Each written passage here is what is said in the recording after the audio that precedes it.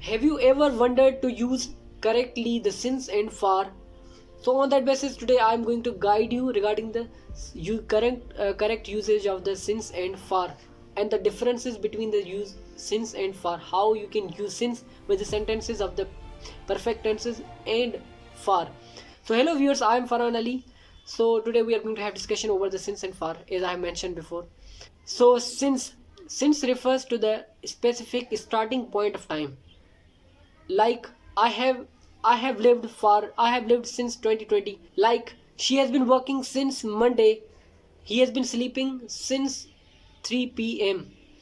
For refers to the duration or period of time.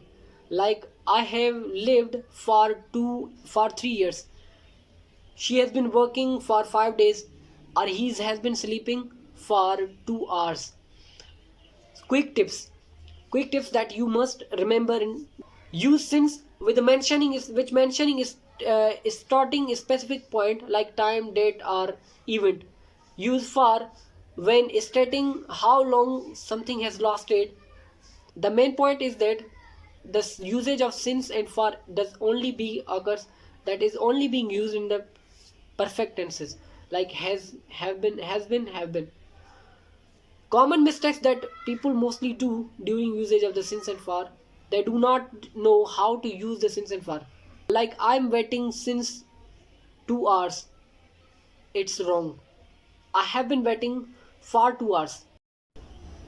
So I hope this video would be helpful for you. If you have any sort of confusion, let me know in the comment box. Let me know below in the comment section that if you have any sort of the confusion that would be resolved, and I would try to resolve that.